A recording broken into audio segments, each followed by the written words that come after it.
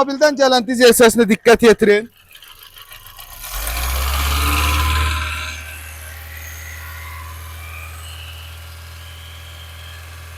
Ayağını qalxan çək. Bir, alma məzlumun ahını, qalarsan ahəstə. Vallahi billahi yeyə bilməyəsiniz. Avtomobil Koreyadan yeni gəlib.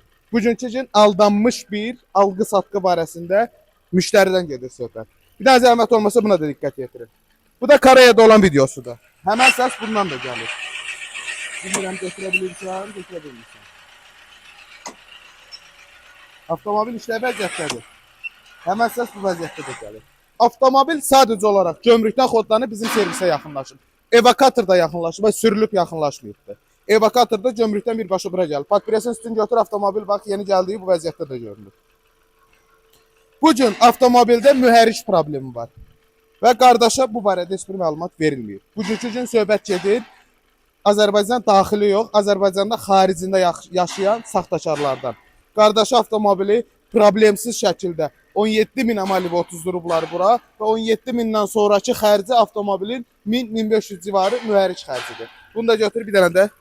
Sanki mühərrik bir dənə Ford işləyir. Bu transit Fordlar olur.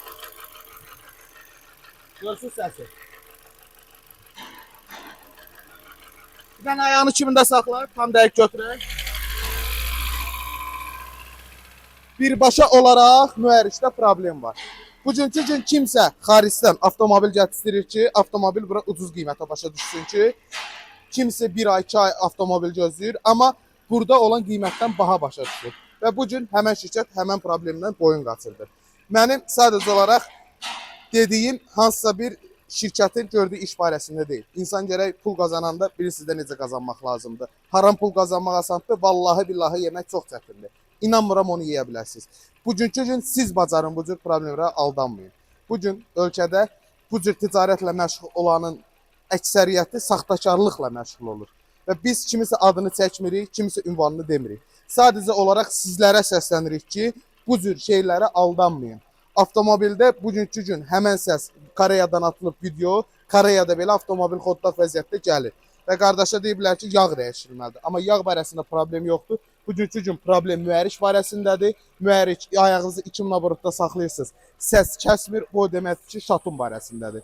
Yox, əgər 2000 abrotda saxlayan zaman səs kəsirsə, avtomobilin stəkançik barəsində problem var ki, qaz verən zaman yağlayıcı güclənir, stəkançik yağın zapravkasını götürür, bizim dillə desək, qidalana bilir və avtomobil səs kəsir. Bu nə deməkdir ki, sizə qaz versin, səs kəsmirsə, deməli şatundur. Bugün avtomobildə şatun dəyişiləcək, qardaş yenə qədər xərc çəkəcək. Nəyə?